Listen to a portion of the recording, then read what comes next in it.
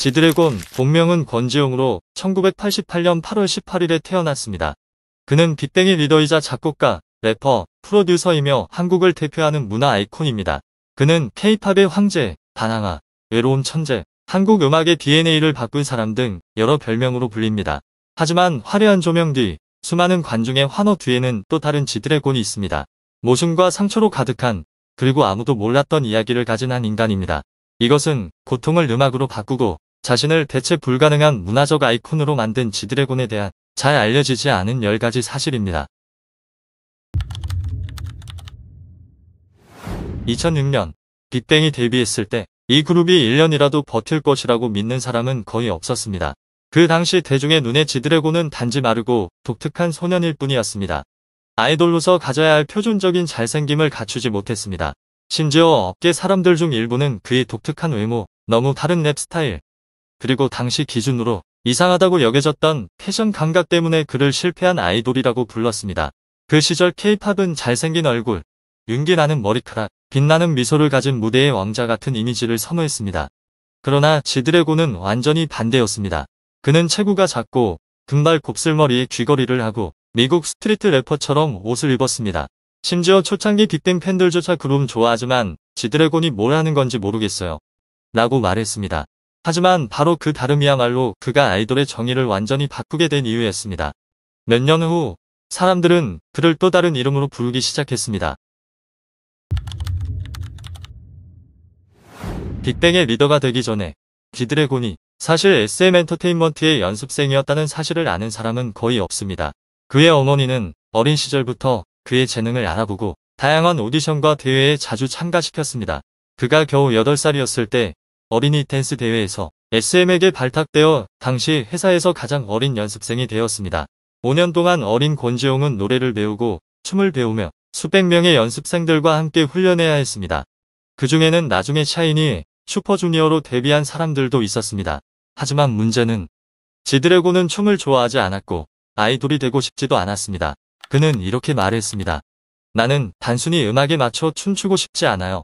내 음악을 직접 만들고 싶어요. 결국 그는 데뷔하지 못한 채 SM을 떠났습니다. 그러나 바로 그 순간이 지드래곤의 인생 전체를 바꿔놓은 전환점이 되었습니다. 단 1년 후 그는 양현석을 만나게 됐고 전설적인 여정이 시작되었습니다. 지드래곤이 YG 엔터테인먼트에 합류하게 된 계기는 2001년 발매된 힙합 컴필레이션 앨범 2001 대한민국 힙합 플렉스 참여였다. 당시 13살의 최연소 래퍼로 참여해 주목을 받았고 타이틀곡 Realize Yourself뿐 아니라 자신의 이름을 딴 곡 지드래곤까지 수록되며 가능성을 인정받았다. 이 앨범을 계기로 프로듀서 이희성의 제안을 받아 오디션을 보고 2002년 SM에서 YG 엔터테인먼트로 이적하며 본격적인 음악 활동을 시작했다. 성공은 너무 일찍, 너무 눈부시게 찾아왔고 그 대가 또한 결코 작지 않았습니다. 그때 처음으로 표절 의혹이 제기되기 시작했습니다. 지드래곤은 데뷔 초기부터 여러 차례 표절 논란에 휘말려왔습니다.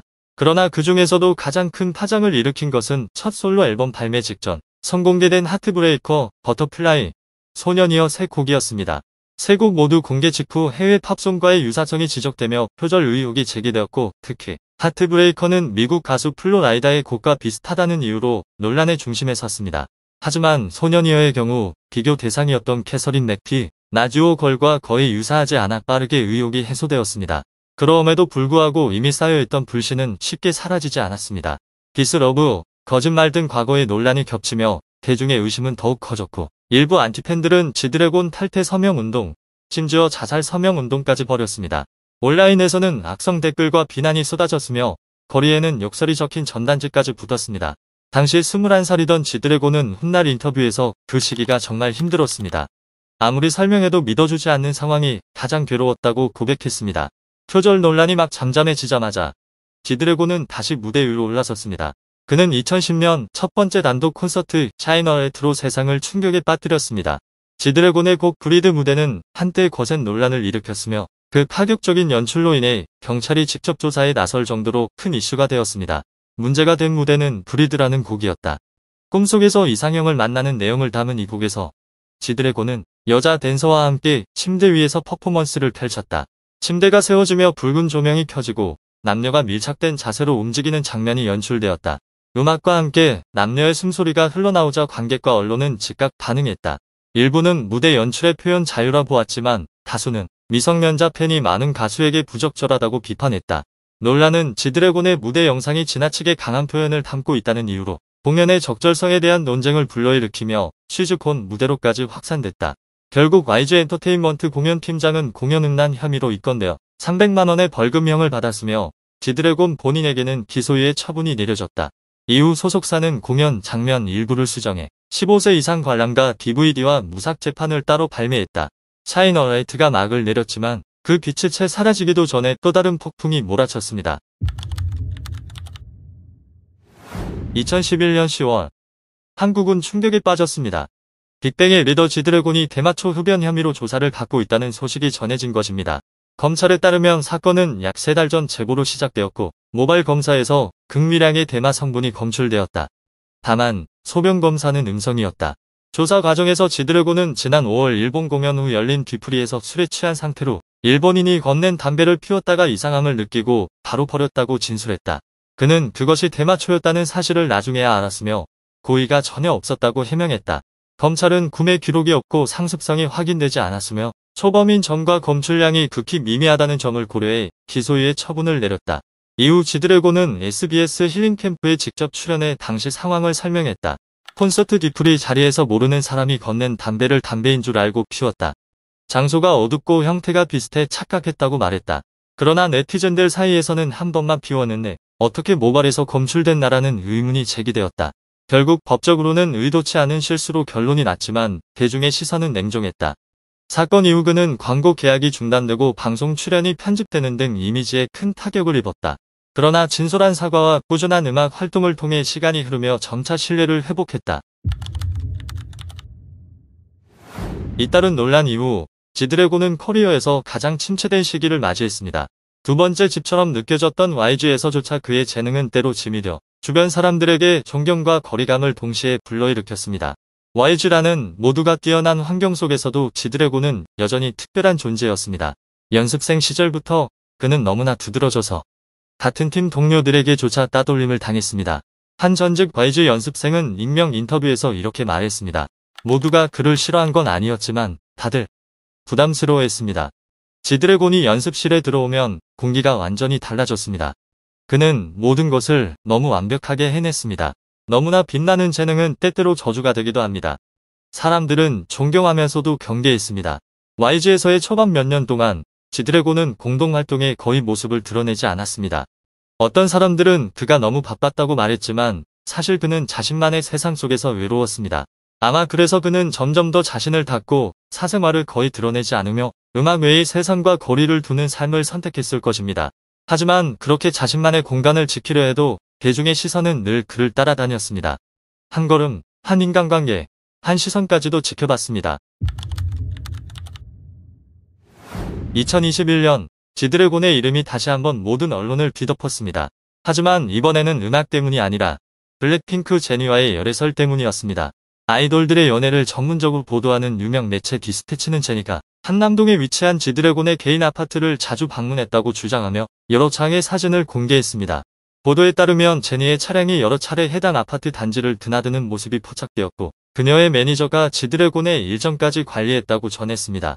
소식이 퍼지자마자 YG 엔터테인먼트는 늘 그렇듯 부인도 인정도 하지 않은 채 짧게 입장을 밝혔습니다. 아티스트의 개인적인 사안이라 확인이 어렵습니다. 그 침묵은 오히려 대중의 궁금증을 더욱 자극했습니다.